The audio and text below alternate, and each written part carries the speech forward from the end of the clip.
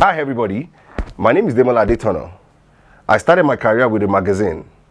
I used to interview people for a living before. But today, I'm on Good to Great Show on ibile.tv. Thank you for telling our stories. Thank you for putting us on the map. I'll be right back after the break. What I do, I do a lot, and I'm still doing a lot. I'm still doing in progress. Like I said, I started with a magazine, and then from magazine, we shifted to blogging. From blogging, I shifted to influencing. From influencing, after creating the audience, after creating a relationship with them, then I added some other businesses to the brand. I'm a shoemaker by the side. I train people too. I train companies. I also sell cars. And I have one other business to add to the line before the end of the year. So for now, that's what I do for now, in a nutshell. What does it mean to be a shoemaker? Things have changed.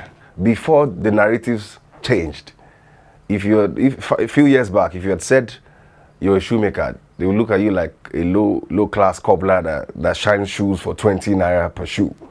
Or somebody that amends shoe that sews a broken slippers for 10 naira or 15 naira. But things have changed.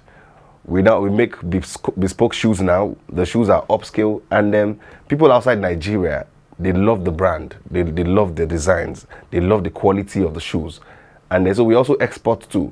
So recently, my father-in-law to be, he asked what I do for a living, and then I said, oh, I make shoes. I'm a shoemaker, and he was like, eh? And then I told him a few of the things that I've achieved. I'm like, oh, is it only shoemaking that you do? And I said, yes, that's the only major thing that I do. So before the narratives changed, people look at shoemakers as low class, low lifers, but things have changed. Shoemakers are now big. I don't want to mention names. They have trained people, they have influenced lives, they export their products outside Nigeria, they are growing the economy, they are hiring people, and all of that. The journey has been really, really rough, I'm not going to lie. I don't want to start revealing too many things here, but I've had to beg for transport fare in a public bus before. I've missed exam before. I came to Lagos to print the magazine then, so it's been very rough. When we couldn't make ends meet, we've done a lot of dirty things. But look at us today. We thank God that we are influencing lives, and they were a small force to reckon with. It has been rough, I must say. Sometimes when you work for your clients and you don't get a PO on time, that's another financial, another major issue too that we face in the business. Sometimes you make shoes for your client, and your client says, before you make the shoes, they tell you the size is 47, and when you're done, they don't tell you that, oh, it's no more 47, it's 48. That kind of person, how does he wear the shoe? So in that case, we get the shoe back, we make another one, because we know that we'll have market for it, we will sell it. So it has been rough. Sometimes they step on your shoes, on your toes. Sometimes you're being hoed. Sometimes you're being ridiculed on the job. But it has been rough. But I must say that it has been God. God has really been good. And then we have been strong, we have been consistent, and there will be no going back at this point.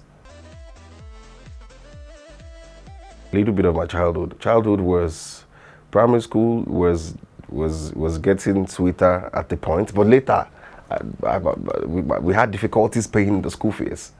But my parents wanted a very good and solid background. So that primary school was needed, was necessary.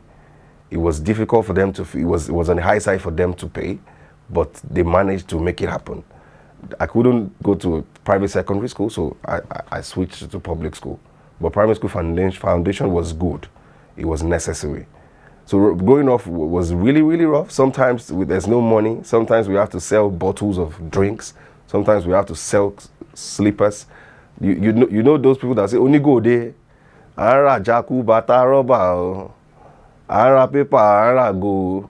Sometimes we have to sell these things to feed. And there's a time that we were eating pawpaw for breakfast, pawpaw for lunch, pawpaw for dinner, because we had a pawpaw tree in the house. There were times that we had to take beans throughout, like for a month, because that's the only thing we had in the house. So growing up was not easy. Sometimes they forget me at school. There's nobody to come and pick me in school. Growing up wasn't fun. We were not born with a silver. It was a plastic spoon, not silver spoon. But thank God that I have the best parents, and they tried their best to make sure that things went well while growing up. Breakthrough, I can't say breakthrough yet because, like I said, I'm still a work in progress. But I noticed that shift when I finished service, when I had to let go of the magazine. I was so emotional for me to let it go. A brand that I built for a very long time, but it was gulping a lot of money. It was taking a lot of money, and then there was not much sales. There was not much adverts coming in, so I had to let it go and then move to digital. I think that was where the shift came in, because most of the clients that we had approached to come and place ads in the magazine, they were the one that called us to come and do that digital after they'd seen what we have done online. So they had to call us that, oh, you guys are doing amazingly well. Can you influence our brands? Can you do something for us? Those brands that we've approached before, that they said no.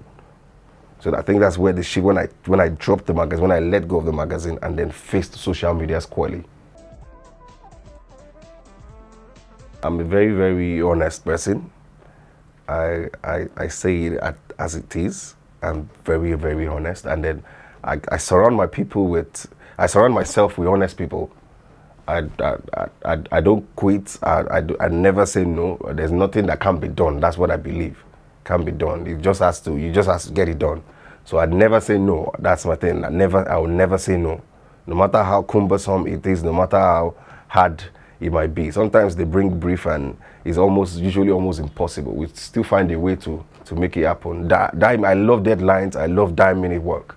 So I know how to balance that. So that has helped me. I'm a very honest person. I'm a person of integrity and honest in my dealings. Honest, surrounded with honest people. Mr. Demola Lagos, Loki, I admire him. He's the co-founder of Red Media. He's a businessman, media mogul. I like his person. I like his philosophy of life, and I look up to him. That's somebody that I really respect in the industry, and I really look up to him. That's for the media side. Now for the shoemaking side, there's one guy, Lulu, one man, one man in the shoemaking. He's a big person in the industry. He exports all over the world. He's not based in Nigeria, but he's Nigerian, and he's moving from London to the world. So that I look up to him too. I learn from his perfection and his details and his detailing in the business.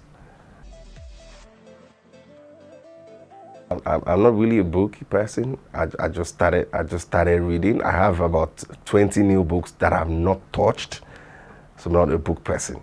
But the book that I'm reading currently is How to Influence People. I can't remember the author, but that's the new catch that I'm reading now. I have a lot of books, but I'm still a work in progress on that field. I intend to write a book. So by the time I'm ready, I need to have at least finished about 50 books before I know, let me do my thing.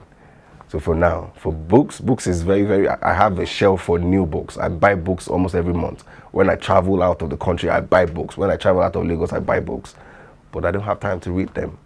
But I'm getting closer. I'm developing the habits for reading, because reading is really, really good. You don't keep things to yourself. You don't know it all. So it's better to share your opinions with people, listen to people, let people advise you. That's one major thing that I lacked while growing up, while building the brand.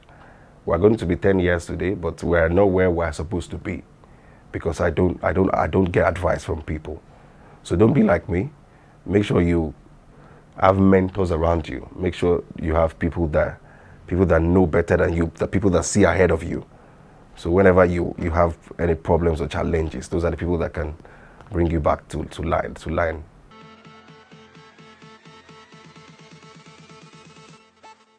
Shout out to ibile.tv.